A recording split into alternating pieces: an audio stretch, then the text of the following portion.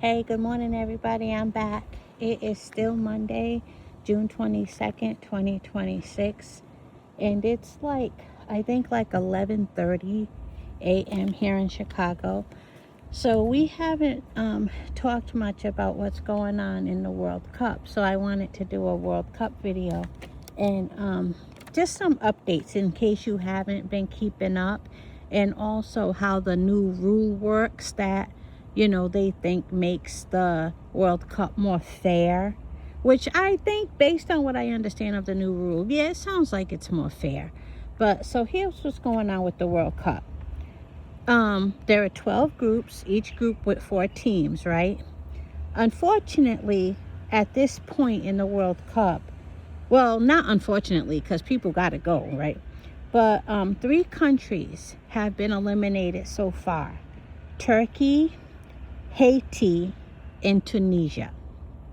And so, and speaking of Haiti, a lot of people were kind of disappointed with Jamaica, because when Brazil beat and caused the elimination of Haiti, Jamaica went crazy celebrating. They were so happy. So some people took it personally, like, how are you going to do that against your fellow Caribbean country? And I'm sure Haitians probably felt the way too. But here's the thing: it's Brazil. Brazil has fans that do stuff like that. Like, Brazil fans are hard fucking core. So you can be their neighbor all day long. If they're a Brazil fan, guess what? They're celebrating when Brazil wins.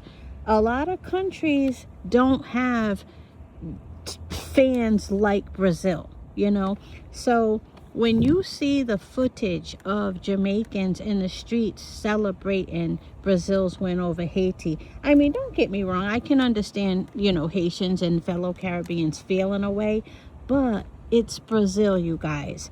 Whether it's Jamaica, Ghana, Japan, even Haiti itself. I worked with a Haitian guy, you guys. He would have been jumping for joy too. His parents were from Haiti. When I tell you, he was such a heavy Brazil fan. One time, I almost lost his friendship, because I said, I don't think Brazil's been like that in many years, but he did not like that I said that. And so Brazil is an exception. So yeah, Haiti, they got eliminated when Brazil won, and Jamaica lost it. Jamaica lost it. They celebrated so hard in the streets that people felt away. But again, you guys, it's Brazil. All their fans like that. All their fans are like that, no matter what country. So yeah, those countries got eliminated: Turkey, Haiti, and Tunisia. Now let's talk about the top countries right now. USA. USA is on top of their group with 6 points. Second to them is Australia. Germany is on top of their group with 6 points. Second to them, Cote d'Ivoire, the Ivory Coast. Now, I haven't followed the Ivory Coast in quite a while. I remember Didier Drogba. You guys remember Didier Drogba? He was a damn good player for the Ivory Coast. Ivory Coast has always represented well, short of winning in the World Cups, in my opinion. So Germany is on top with 6 points in their group, tying USA point wise. And second under Germany is Cote d'Ivoire, the Ivory Coast. And then there's Mexico. Mexico is at 6 points too. Mexico's always had a strong team. And second to them is South Korea. So those are the 3 top scoring countries, and they're all on the top in their groups. Mexico, Germany, which I usually, guys, root for Germany or the Black Stars of Ghana. So Mexico, Germany, and the USA are all on top in their groups.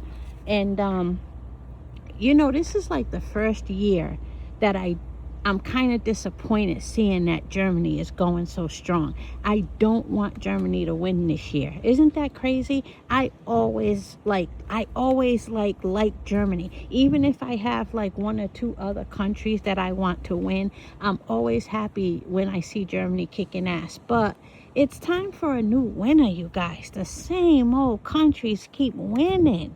Now, Germany is actually tied. Oh, no. If Germany were to win one more cup, they would tie Brazil as far as the most World Cups won. But anyway, so enough about that. So then, since most of my followers are black, we know the U.S. is doing really, really good, right? So that's good. But let's get to the other, like, African countries and let you know how they're doing. So the strongest African country right now, I would think, is Cote d'Ivoire. They're doing the best. They're the ones that used to have Didier Drogba.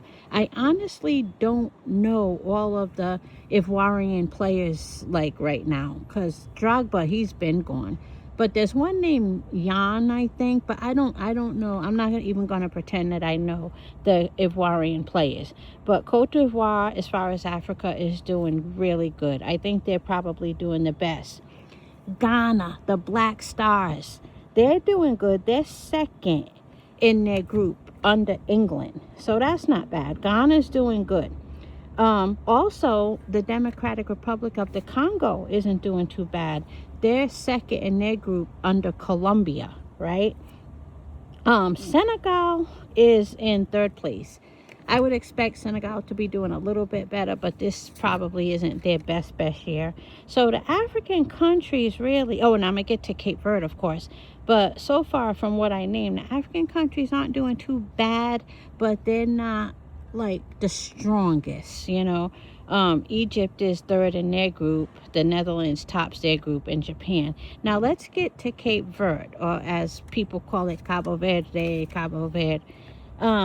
African country, first time in the World Cup. Now, there were 4 countries that made their debut in this World Cup: Cabo Verde, Curacao, Uzbekistan, and I want to say Jordan. So 4 countries made their debut. And Cabo Verde, this is their first time in the World Cup. You guys, they tied with Spain in their first game. Now, nobody scored, but that is fucking impressive. Cape Verde tied with Spain in their first game. Their second game, which was yesterday against Uruguay, also known as a pretty strong team, they tied with Uruguay. Now, I'm not really super happy with I'm happy with how they played, but one of Cape Verde's goals was because Uruguay did something real fucking sloppy, and Cape Verde was hungry enough and good enough to capitalize.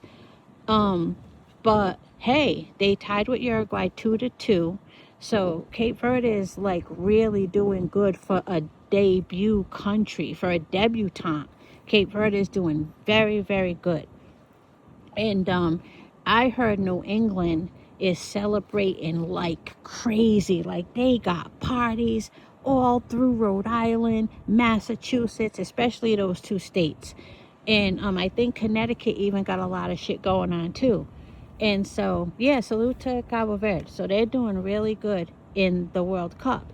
And then there was something else I was going to say. Oh, in case you guys want to know why, like, Cabo Verde is in third place under Uruguay, even though they both have scored 2-2, it's because of the new rule. The new rule says that, like, when Cape Verde played Spain, they both had 0. So Cape Verde didn't score anything. Now, when Uruguay played Saudi Arabia, they tied 1-1. So Uruguay comes into the game against Cape Verde with a point. Cape Verde comes into the game with 0 points, even though they tied Spain, which is excellent. So that's why Uruguay is in second place and Cape Verde is in third place. But nobody's a threat to be eliminated right now, so that's good. So I think I updated you on everything with the World Cup. Anything else you guys want to know, just ask me, you know. But yeah, Turkey, Haiti, and Tunisia had to go. And did I mention Brazil, how they're doing? Brazil's not doing bad. Brazil, I believe, is what do I remember about Brazil? Oh, Brazil. Wait, I know they got like 3 points. I think Brazil. Let me think. Brazil. Um, I think Brazil is on top in their group. Yeah, Brazil is on top in their group. It's coming to me now. Brazil has 4 points. They're on top in their group. So, you guys, salute to Champside. I haven't been able to see any of his coverage of any of the World Cup games. So I gotta at least like slide into his comment section and ask him like where's he gonna go to cover the games. Unfortunately in the Midwest, they're only having games in Kansas City. That's far from Chicago. I was gonna say I could go meet up with Champside, but he even if he were to come to the Midwest, it would be all the way in Kansas City, Missouri. That's far. But yeah, Champside's covering these World Cup, you guys. So I think that's awesome. So I'm looking forward to more games now. If you're listening to me right now and you live in Chicago, there are places you can go to watch the game that are like big celebration places. There's a fire station that has a 360-degree jumbotron that you can go to, and then there's like a German like ale house or something. I think I'm gonna go to that one too the next time German plays. Since I normally do like Germany, it's just that I don't want them to win this time. I might go to that German place, and so I might go.